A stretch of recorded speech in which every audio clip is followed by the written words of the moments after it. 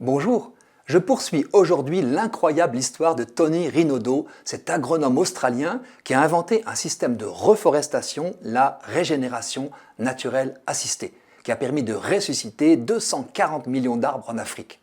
Il s'agit de tailler régulièrement les buissons des déserts du Sahel qui signalent leurs racines bien vivantes en sous-sol. On ne laisse qu'un tronc où monte toute la sève du vaste système racinaire. Bien sûr, ce reboisement naturel n'a pas pour but premier d'enjoliver le paysage. Il s'agit de rendre vivables, en 3 ans, des lieux où l'on mourait de faim à cause de la déforestation et que les hommes fuyaient pour survivre. Quand les arbres repoussent, tout un processus de revitalisation s'accomplit. Les feuilles, en tombant au sol, font de l'humus, que réinvestissent les invertébrés. Les termites aèrent ce sol qui redevient vivant. Leurs prédateurs reviennent, lézards, oiseaux.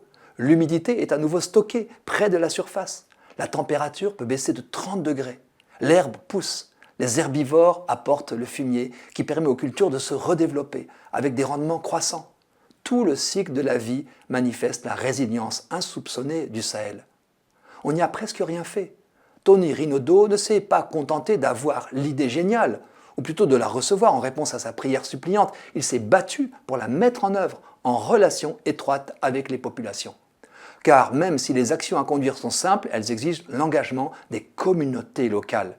Tony leur a patiemment transmis son savoir. Il leur a montré comment prélever du bois en préservant l'arbre. De bouche à oreille, le désert a reverdi. Les rendements ont permis aux paysans de revivre sur leurs terres, de culture et d'élevage durables. À l'ombre des arbres régénérés, ils palabrent à nouveau. L'étranger leur a montré que le désert n'était pas mort. Mais sans leur participation, rien n'aurait été possible. Et rien n'aurait non plus été possible sans la participation de la nature elle-même, à jardiner. Tony s'émerveille de la façon dont elle se répare. Des espèces spécifiques d'arbres dont les racines ont résisté à une longue sécheresse génèrent une bio-irrigation naturelle. Plus besoin d'apport d'eau. Par contraste, le projet pharaonique de grandes murailles vertes qui devait reverdir le Sahel de Dakar à Djibouti sur 7800 km de long et 15 km de large paraît singulièrement fragile. D'importantes sommes ont été englouties pour reboiser de façon traditionnelle, c'est-à-dire en plantant des arbres, mais le résultat déçoit. Coupée des réalités locales, la belle ambition globale subit la stérilisation des dispositifs technocratiques des 11 pays traversés.